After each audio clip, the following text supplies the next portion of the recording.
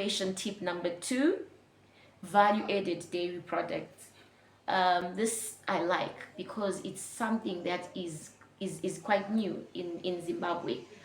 In other countries, they've been very, very good with dairy goats, but we are starting. So if you are actually able to get them, adapt them well, and they start producing, so you can milk the goats to sell the raw milk, then you can multiply the profits. You know, if you're gonna sell your raw milk, let's say for example, cow's milk raw, you can pay about $2 for 2 liters. So let's just say you also do the same for goat raw milk. You don't process, you just milk, sell it to people, and this is premium. Remember, it's less, so you would have your customers, people that are lactose intolerant, people that are into healthy living, they'll buy that from you. And then get to learn how to make cheese. These days it's easy. You can even open YouTube and say how to make goat cheese.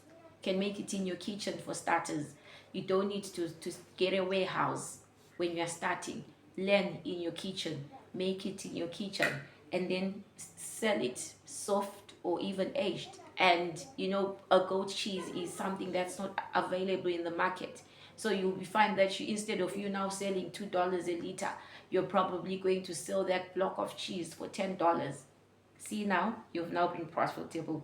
And then do goat yogurt. Right now everyone is all about healthy living, and goat yogurt is very, really good because the milk is leaner than cow's milk. So you can start a health trend. Goat milk yogurt, flavor it, call it whatever you want. And then there's the facials, cosmetics for ladies.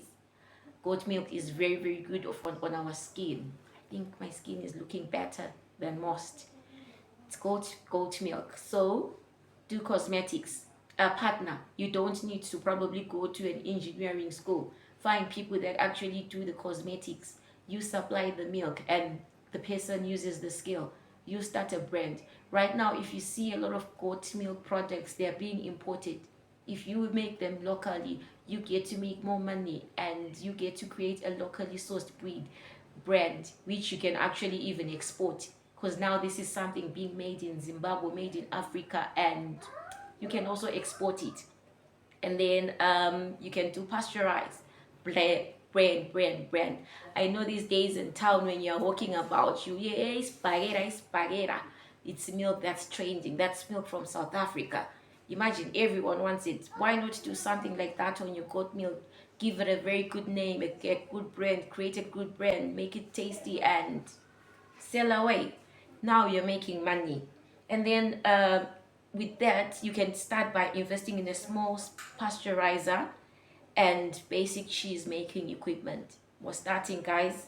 And then attend local agro processing workshops. I know there is places in South Africa where people train people on how to process.